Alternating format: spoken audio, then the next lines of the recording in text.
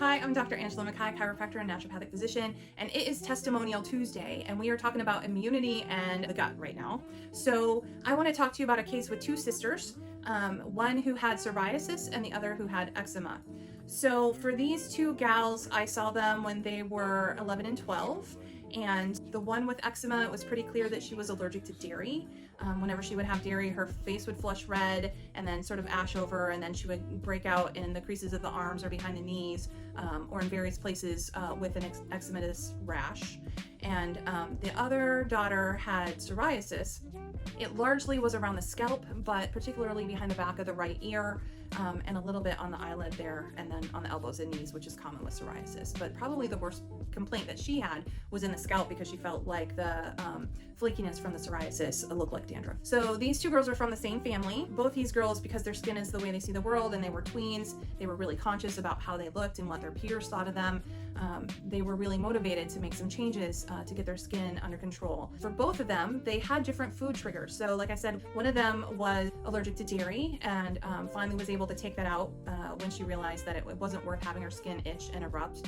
And then the other one had a significant allergy to egg, which she didn't know when she came in, but taking eggs out of her diet seemed to really help her skin significantly. So the daughter with eczema, she really preferred more of a ketogenic paleo type diet.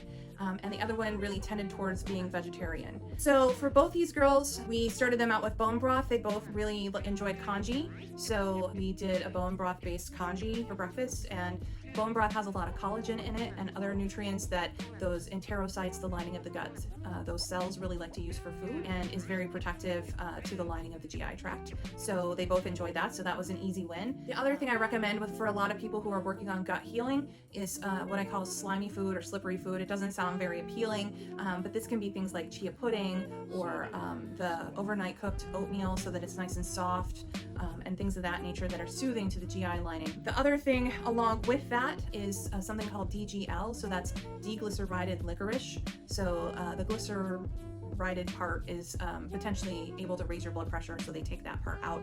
The licorice part is soothing and healing for the GI lining. And then another thing that can be really helpful is a supplement called L-glutamine, and the cells of your GI lining love this food. They love it. It's very nourishing for them.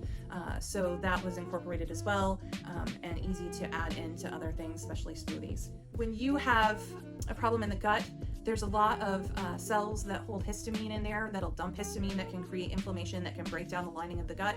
You also have a lot of those same histamine holding immune cells in your skin, as well as your respiratory tract. So when we think about healing the gut, part of what we're healing is the reactivity to things and calming down the immune system, so that you're not just dumping out histamine willy-nilly. A lot of times when there's irritation in the gut, there can be irritation in the airway and the skin as well. And that's why we say that all health begins in the gut, because that's where your immune system starts being activated towards these things that may be irritating. So we did, especially for the skin, but in general, make both their diets high in essential fatty acids, and getting a lot of healthy fats, because that creates the membrane of each individual cell is a lipid layer, and that those lipids to make the lining of that cell need to be healthy lipids. So these young ladies had the advantage of being young on their side, and so we were able to get there and start doing some significant repair before this had gone on for 20, 30, 40, 50 years. So they responded really quickly, as a lot of kids do, and both are relatively symptom-free, and when they have an outbreak, they realize that, oh yeah, I strayed from my eating plan and ate dairy. I had ice cream with a friend, or I had eggs for breakfast one day. So they found that they can manage to not have outbreaks hardly ever, if at all, by just staying on top of their dietary choices. But because they've gone through a gut healing protocol and are doing much better, they have a lot more flexibility and can eat a whole lot of other things besides one or two little items. Just want to share that success with you. And the gut is more than just the gut. You may not be experiencing any GI symptoms, but it can affect your immune system in your entire body and come out in unexpected ways, including in the skin.